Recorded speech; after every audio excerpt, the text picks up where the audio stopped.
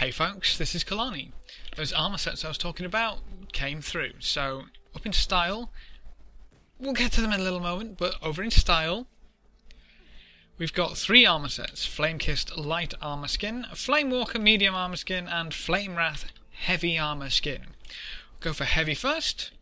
You may notice that this is not a new skin, actually, it's just a new texture with a few particle effects added. Which I honestly don't like at all. If I'm perfectly honest, when any skin is kind of reused for this kind of purpose, it really annoys me. It really does. Especially when, I mean, they could have made a better set with those particle effects rather than the battle gear. I mean, I really enjoyed that set, but I don't think it really... I'll be honest, I'm not even going to consider dropping 800 gems on it. That's kind of what I feel. But bear in mind that these may have different sets. Obviously they're going to differ between male and female, so I'll let you check those out for yourself for the heavy and medium armors. But I'm going to show you something a little interesting with the light armor. So that was the heavy. That is battle gear with a few fiery effects.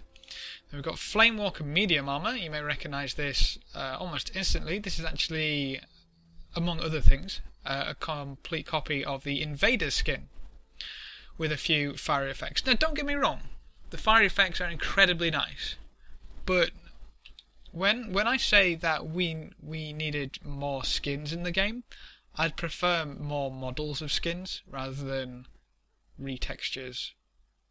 Because they're nice, but not only has the flame theme kind of been overdone quite a bit thus far, it's not even a new skin completely, and you're gonna have to drop the same amount as the Etherblade skins, the Phoenix, Phalanx, and the Viper skins.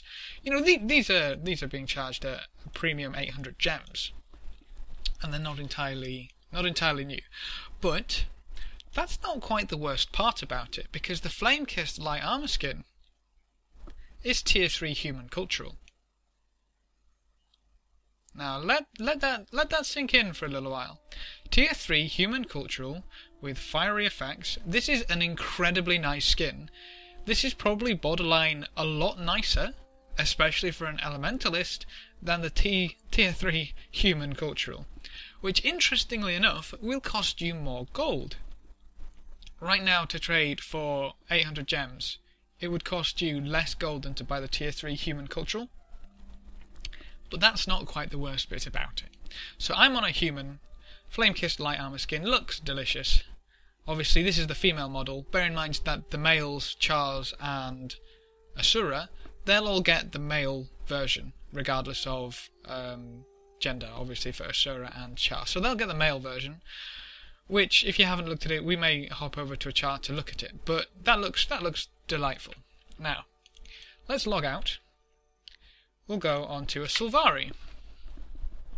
You can probably guess what's coming, because that Flame-Kissed Light Armor set is not bound specifically to any one race. Meaning that if we go into the gem store, if we go into style, and we preview the Flame-Kissed Light Armor set, we've got a Sylvari with Tier 3 human cultural light armor. I have a problem with that.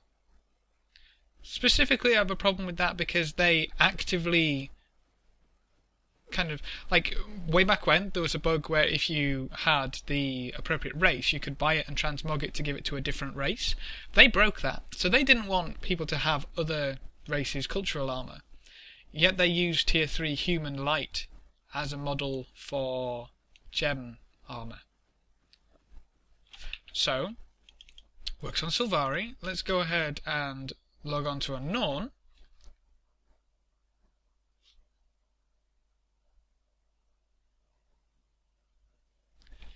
And we can see, over in style,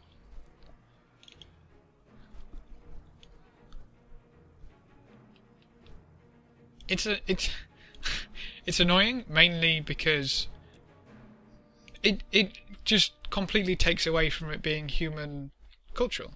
I mean, what's the point in having a race limit, a race restriction on an armor set if you're just going to reuse the skin for something else?